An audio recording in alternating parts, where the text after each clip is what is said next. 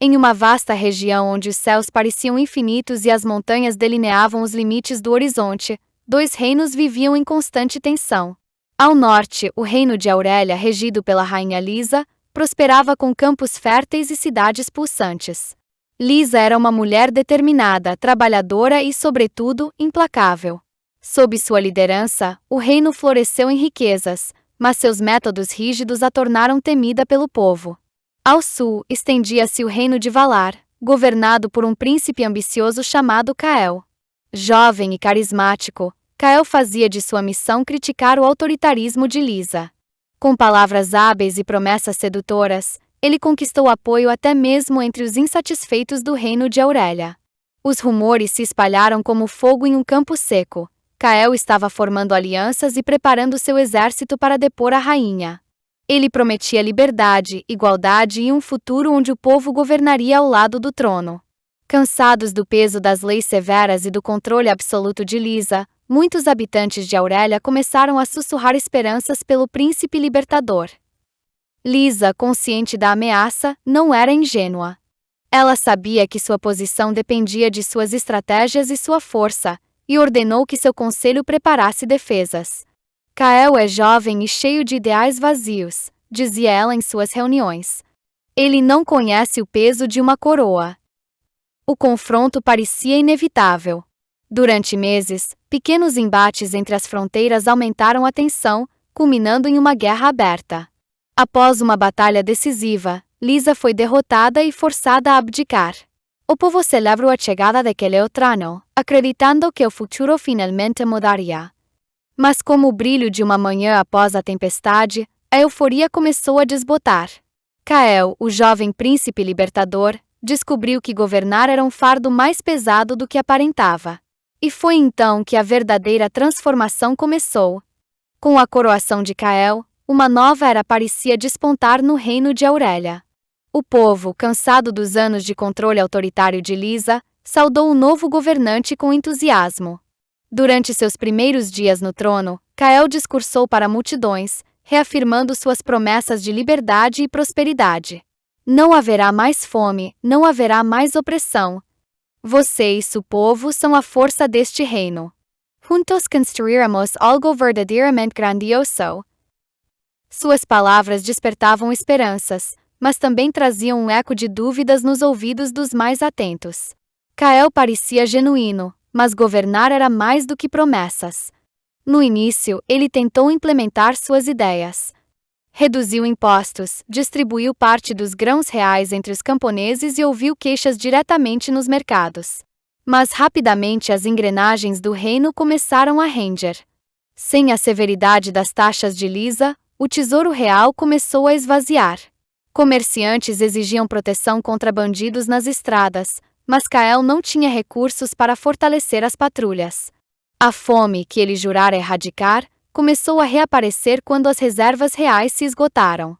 Em sua ânsia de agradar a todos, Cael fez concessões e alianças que enfraqueceram sua autoridade. Os nobres, que antes apoiaram sua ascensão, começaram a questionar sua capacidade de governar. Logo, a frustração do príncipe virou medo.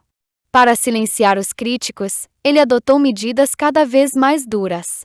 As reuniões públicas, antes abertas, passaram a ser monitoradas por guardas armados. Camponeses que reclamavam nos mercados eram presos por semear discórdia. Um de seus conselheiros mais antigos, Lord Arvin, ousou confrontá-lo certa noite. Alteza, esta não era a liberdade que prometeu ao povo. Cael, com olhar cansado e voz firme, respondeu: Como posso libertá-los quando eles mesmos não sabem como viver sem correntes? Enquanto isso, o povo começou a comparar Cael à rainha deposta. Muitos se lembravam de sua firmeza, mas também de sua eficiência. Lisa, mesmo autoritária, mantinha o reino em ordem. Sob Cael, as estradas eram perigosas, o mercado vacilava e o futuro parecia incerto. Sem perceber, Cael tornou-se mais rígido do que Lisa jamais havia sido. Mandou reforçar a vigilância em todas as cidades, decretou toques de recolher e elevou impostos para cobrir as despesas do reino. O príncipe libertador agora governava com punho de ferro, embora ainda vestisse a máscara de Salvador. Foi então que, no silêncio do castelo, Kael recebeu uma mensagem inesperada, uma carta escrita pela própria Lisa, que vivia exilada em uma propriedade afastada. Na caligrafia impecável, a rainha o desafiava. Você que julgou minhas decisões tão severamente, agora caminha pelo mesmo caminho. Governar é carregar o peso de 1000 vozes clamando em direções opostas. Que escolha fará quando o peso se tornar insuportável? Kael amassou a carta em fúria, mas suas palavras continuaram a ecoar em sua mente. O trono que ele desejara com tanto fervor começava a se tornar uma prisão. Os meses seguintes foram marcados por um crescente isolamento de Kael. Em suas câmaras, ele revivia em sua mente os dias em que discursava com paixão contra Lisa. Eu seria diferente, dizia a si mesmo, mas as palavras de Lisa em sua carta não saíam de sua cabeça, o peso de 1000 vozes. Kael começou a perceber a verdade que evitara por tanto tempo. Ele não governava apenas um reino, governava expectativas, medos e desejos de milhares de vidas. Na tentativa de agradar a todos, trair a essência de suas promessas. Pior, tornará-se aquilo que mais condenava. Os rumores de insatisfação cresciam. Pequenos grupos de rebeldes, compostos por antigos aliados de Lisa e cidadãos desiludidos, começaram a organizar protestos. Cartazes surgiam nas cidades. De que adianta trocar correntes por grilhões mais pesados? Um dia, enquanto caminhava sozinho pelos corredores do castelo, Kael ouviu murmúrios vindos da cozinha. Ele se escondeu e ouviu 2 criados conversando. A rainha era dura, mas pelo menos sabíamos o que esperar. Esse Prince. Um dia diz uma coisa, no outro faz outra. E agora estamos mais pobres do que nunca, respondeu o outro. Talvez Lisa não fosse tão ruim assim. Aquelas palavras foram um golpe. Pela primeira vez, Kael sentiu o peso completo de sua hipocrisia. Percebeu que não era apenas sua inexperiência que o havia traído, mas sua incapacidade de reconhecer que governar não é sobre imposição de poder ou promessas vazias, e sim sobre equilíbrio e humildade. Kael, em sua tentativa desesperada de manter o controle, demitiu os conselheiros que ousavam questionar suas ordens. Se não podem me apoiar, então não tem lugar em meu reino, ele declarou com voz cortante. Assim, afastou todos os que poderiam oferecer conselhos sensatos. Rodeado apenas por bajuladores e guardas leais, o príncipe se isolou no castelo. O trono, que antes parecia um símbolo de poder, agora era sua prisão.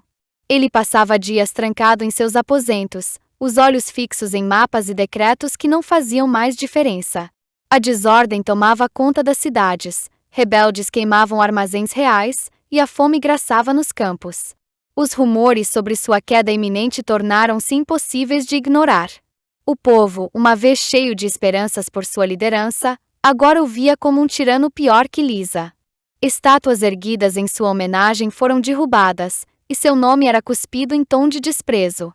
Uma noite, Kael olhou ao redor da grande sala de guerra do castelo, onde antes se reuniam vozes vibrantes de estratégias e discussões. Agora, o silêncio ecoava. Ele lembrou-se das palavras de Lisa na carta. Que escolha fará quando o peso se tornar insuportável? Ele se virou para uma janela, de onde podia ver a praça principal de Aurélia. O brilho de tochas denunciava um grande ajuntamento. O povo gritava por sua deposição. Eles não compreendem, murmurou Kael para si mesmo. Tudo o que fiz foi por eles. Mas, no fundo, ele sabia que aquelas palavras eram vazias. Governar não era apenas querer o bem, era ser capaz de equilibrar justiça e compaixão, firmeza e diálogo. Ele falhara em todos os aspectos. No dia seguinte, o castelo foi tomado. Soldados abriram os portões sem resistência, muitos deles cansados do regime opressor. Kael foi encontrado sentado no trono, desprovido de sua coroa. Ele não ofereceu luta. Kael foi levado para o mesmo exílio que um dia ordenara para Lisa. Em uma pequena propriedade nas montanhas, ele passou seus dias escrevendo memórias amargas, tentando justificar suas escolhas. A rainha, deposta ao saber de sua chegada, enviou-lhe uma mensagem. Você entende agora? O poder que desejamos pode ser nosso maior inimigo. Não é o povo que nos trai, somos nós que nos perdemos. Kel nunca respondeu. Ele viveu o restante de sua vida em solidão, sendo visitado apenas por um ou outro servo leal. O que restou foi a lenda de um príncipe que prometera libertar o povo e se tornou prisioneiro de sua própria ambição. No castelo, o novo governo decidiu manter uma única lembrança de Kael. Que os erros de um líder sejam sempre um lembrete, nunca um destino. E assim, o nome de Kael foi esquecido com o tempo, dissolvendo-se na poeira das histórias como um eco de advertência. Nunca confunda a paixão de liderar com a habilidade de servir.